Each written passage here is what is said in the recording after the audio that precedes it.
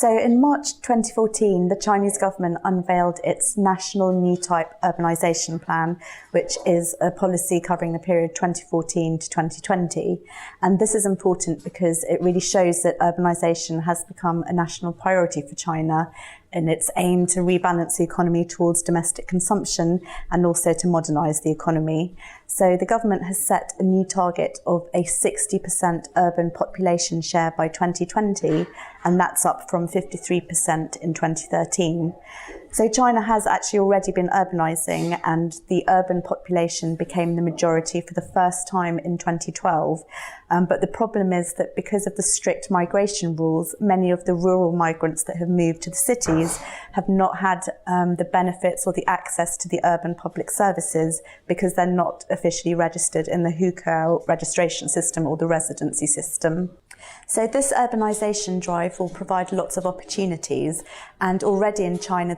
the 10 biggest cities already have a population of at least 6 million each. But this new plan aims to focus on the small and medium-sized cities, so it's a chance to increase the number of cities there. So the opportunities will be the fact that the government will invest in urban infrastructure, which will help with the movement of people and obviously improve the business environment.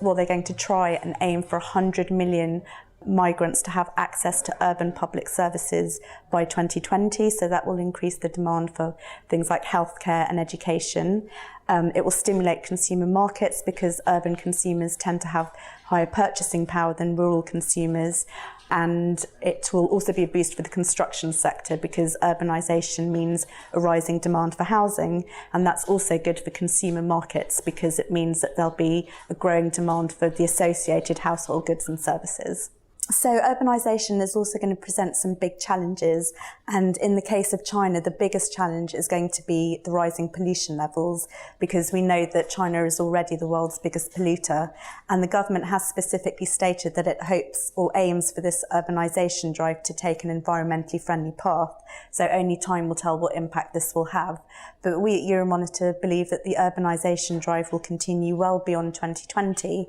and that by 2030, 70% of China's population will be living in urban areas.